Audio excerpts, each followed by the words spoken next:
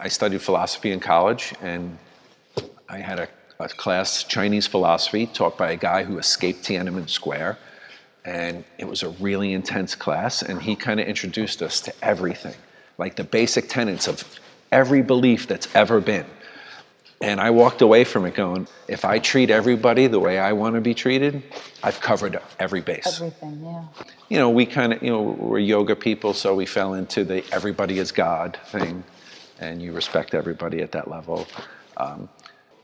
So, you're free to believe what you want to believe.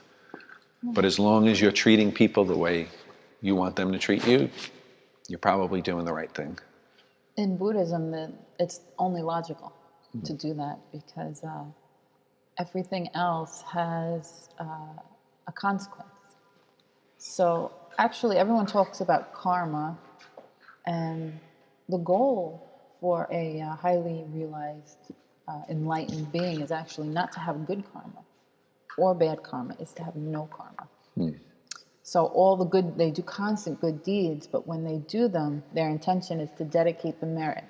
So there's a constant intention that you're not going to reap the benefits. Right, it's for this person, yes. It's not for me. Because this world, there's a wheel, the middle of the wheel, there's 3 animals chasing each other. And the pig, the snake, and the rooster, I believe, the chicken. One's wanting, one's not wanting. Okay. One wants the other, or just the idea of the want? idea of desire, like craving things that you love, and you want. So things that you want to acquire. And the other one represents hate, things you want to get rid of from your life. So we have this constant want, not want.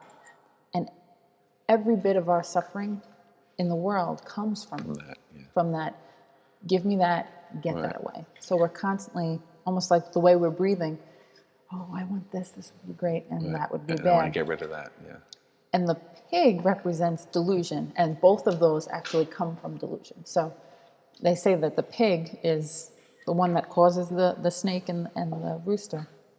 And the delusion is that these two activities are going to bring you joy.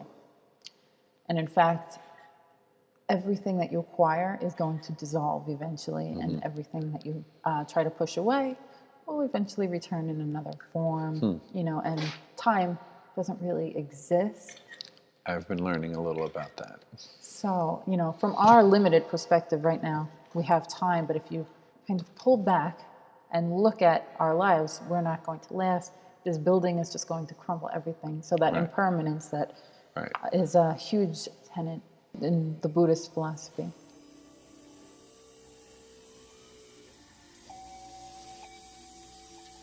I know in Hindu philosophy, at least the Hare Krishna, they have a whole ritualistic, it's a constant maintenance where they adorn them and bathe them in milk, and they chant and they sing, and it's like a big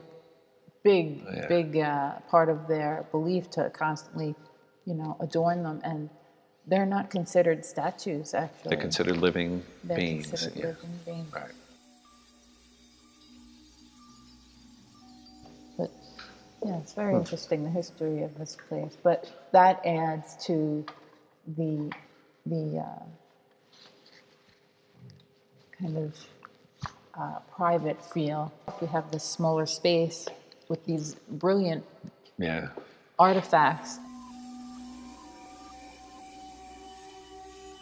More of a quiet kind of gathering, which is what these interviews are trying to kind of broaden everyone's awareness.